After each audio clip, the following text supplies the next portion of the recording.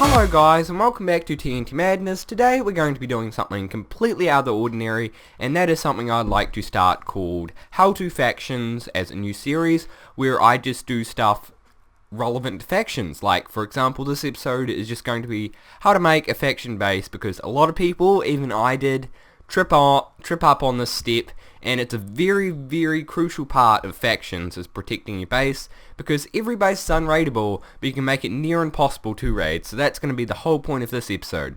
So there's going to be tons of tips on how you can protect your base, but before I actually start this, there's a lot of things happening lately that have been great and bad and all sorts of things, but mostly for the great part. Actually, last week I've been sick, that's why my voice didn't sound too great, and exactly a week from today, I hit 2,000 subscribers. That is huge. That is a lot of people. There is 800 people that live in my town. I live in a small town out in the countryside with extremely slow internet, so that's 2.5 times the amount of people in my town. That is a lot of people, and I'm extremely grateful. But anyway, today we're just going to be going over this little thing on how to make faction bases, so hopefully this goes down alright, because half the TNT cannons I make are relevant to factions anyway. Like the most popular cannons on my channel are hybrid cannons, and they are extremely relevant to factions. In fact, that's the only real practical use for it. But anyway, let's get on with the video. Okay guys, so the first and most important thing about a faction base is where you put it. So obviously you want it to be as far away from spawn as possible so no one can find it, but that's the easy part, because just about everyone can find it. It's just longer, it takes longer, and the more remote it is, the harder it is for people to actually find it and get into it. So that's the easy part. The next bit is where you're going to have it. You're going to have it in the nether, are you going to have it in the end, are you going to have it underground, are you going to have it in just flatland, you're going to have a sky base, you're going to have a sky base in the end. The most practical use is a sky base in the end, or just a general sky base. So this we are going to be building in the sky. So down here we have got this at around 200 blocks, around 205 blocks. This is our bottom platform, and then if we zip up here about 50 more blocks, we can see that this is at the build limit. You cannot place blocks at 256 blocks, but you can place water at 256 blocks. And the reason we are placing it at 256 blocks is because that way it's a lot harder for people to fire cannons up here, and it's just really hard to get on the roof of the base. And since it is this high, they have to fire cannons on top, and it's just about impossible to actually use a hybrid cannon up here. So now that you've got your base rammed up against the sky, the next most important part is your first layer wall and just your general wall. This should be extremely obvious what you should do, as most people do it, of course, and that is to use obsidian. Also, if you want to know how obsidian is made or destroyed, because technically in vanilla Minecraft you can't, you can click the video somewhere on screen or a link in the description, just because I have got a video on that explaining it. But anyway, you obviously want obsidian because it is the densest material to destroy with TNT. You cannot destroy it with one TNT, you need a ton of TNT if you're on factions. And yeah, it's pretty much the only reason. If you have bedrock, nothing can break bedrock. Literally nothing. If you have bedrock on a server, go ahead, use it. That is the absolute best thing you can have. But realistically, only a few servers, if any servers, have bedrock. So don't worry about that. So honestly, I would just have one layer surrounding your base with a giant wall.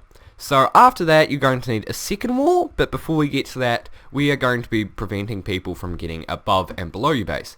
So you normally don't have water below your base. Like here, there'll be no water, and that is actually for good reason, which we'll get to soon. But you're going to want to create another layer of water followed by obsidian, with this glass representing where the obsidian will be going, so that way if someone does manage to destroy the bottom of your base, they don't get into your base. Simple as that. The next thing is, since people can destroy the roof, and since some really smart faction players do aim for the roof, you want to also have a layer of water. I know this will take up space, but believe me, in the long run, you will want this. So now that you have got your first wall that is made of obsidian, the next thing that you want to do that is also fairly obvious and standard that you've probably seen before is a giant water wall on top of that. This is completely essential. because if you don't have a water wall, you can just use any old TNT cannon to break into base. If you have a water wall, they need something that's called a hybrid cannon, which can be really complicated, and most of them are, but it's really quite easy to get through something like this. But if you are a beginner faction player, then most people don't even know what a hybrid cannon is. So this is going to be the next part, and probably one of the most important parts of building a base. So the next thing you want to do is you want to create a second wall. I personally like to create a second wall of obsidian. If you do not have obsidian or ran out of it, you can use something like cobblestone. But personally, I just like to use obsidian because that way you have 2 thick layers of wall that are really hard to get through. So now that you have built your second giant wall, you want to cover it with water again. And now you can see we've got 2 giant walls here, and if someone does try to pillar up here, they'll just suffocate and die, which is exactly what we want, even though it sounds really mean. Now the next thing we want to do, unless you are extremely rich, I would recommend just making a third wall made of cobblestone or some useless resource. I personally really like cobblestone because it's denser than stone and it's relatively dense. In fact, it's so dense that in the Nether a ghast can't destroy it, so it's just a lot denser than most other general materials and it's extremely easy to get. So I'd recommend cobblestone, but you can honestly use really anything. And if you are rich, then I would highly recommend you use another layer of obsidian, but at this point there's no real point in doing so. And also if you do have cobblestone, it just leaves like false security for whoever's trying to attack you. Of course if you don't have these things, which we'll get to later. But yeah, that's just something very, very simple. And the reason we only have 3 walls, and this I'll get to very shortly, but the general reason is to stop things like left shooters and right shooters and all that, which I'll get to in a second. Okay guys, so now that you have got your giant cobblestone wall, this is a whole lot of defense. It is quite a lot of defense, and it would probably take several hours, even just with this, for someone to get through it. If they had something like a hybrid compressed cannon, probably not too long, but if they were just relatively normal and just knew some basics, they could probably get through this. It would just take a while. But something that is extremely important, and not many people use, is something that I like to call the triple slab, or the triple slab method. And also the reason it doesn't cut around here is so you can save land, and there's really no reason to. You got 3 layer walls which you have to use a left or right shooter for, which are quite complicated, and I will be showing you guys one later on sometime soon of how complicated they can be. And so it's just saves a lot of land, so that's one major thing. And also, you can have infinite of these technically, and you'll just get more and more defense. I just have 5 because really any amount is a decent amount. So I'll explain what these are in just a second, but that's pretty much the basis of it. So pretty much what happens is you have a layer of slabs, and then you have another layer on top, followed by another layer and another layer and another layer. Like, I'll show you in just a second. Okay guys, so this is pretty much what the triple slab looks like, and there's not too many pros to this. The most one is it's really resource efficient because you're using half the amount of blocks that you normally use, and there's actually 2 weird glitches. The first one, which I do not know if it's been patched or not, I think it still works on 1.7, is sometimes if the TNT would hit the thing, it would glitch inside, which isn't the greatest of things, and they'd like glitch out and would either destroy everything or nothing. So don't correct me on that, I don't know if it's working or not. But the second one, which I'm pretty sure is still working, and the main reason why this is so overpowered, is when TNT hits here and blows up something, if it blows up like open in the gap like here, like the middle is here, it only blows up 1 layer. So that's why you have 3 layers, not without water in between them, because you can just destroy 1 layer and they still have to destroy another one. So it makes it a lot harder for them to destroy, just to destroy everything. And the reason we're making it 3 wide instead of 1 wide is, for a start, they have to use hybrid cannons to get through 1 layer, like we have here, just to destroy 1 layer of blocks, and then they have to fire it again and again and again. They have to get it perfectly if they don't have a hybrid to hit it in between the water, and it just really, really frustrating to deal with, as I've dealt with before.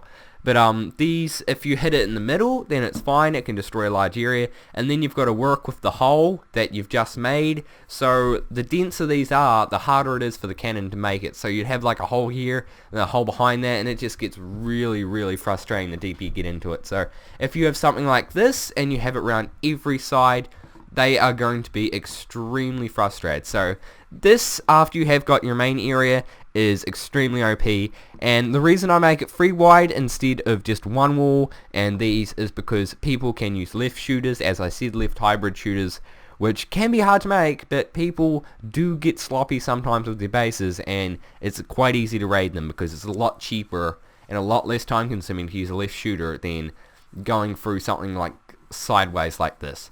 So there's a few more tricks that I'll show you in just a second, but I'm just going to finish this to show you what it looks like. Okay guys, so this took a lot longer than I thought it would. It's about an hour and a half since I actually did the last cut. So now we've got this, and it looks very impressive, especially from down there looking up.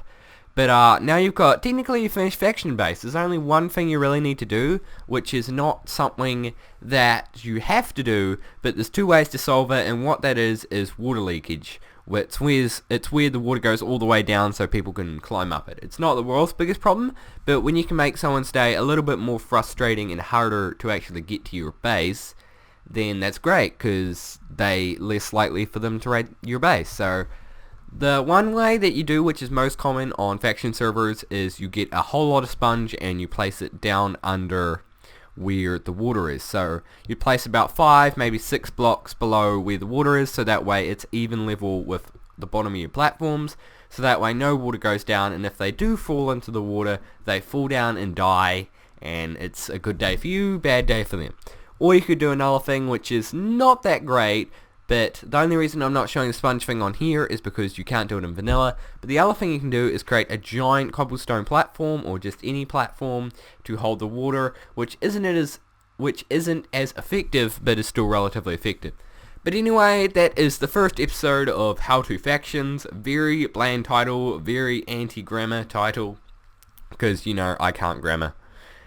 And so yeah, but anyway, I hope you guys did enjoy this video. If you want to see more like this, I will be doing varied episodes on Wednesday, depending what I have planned or how much time I have, and just all those. I'll be doing TNT powered redstone or something like this. But if you like this series, please hit that like button. It lets me know that you like the series and that I should continue a bit. And if you really do like these videos, hit that subscribe button, you'll be notified when my next video comes out on Saturday. But anyway, I hope you guys did enjoy this video, and I'll see you guys next time with TNT Madness.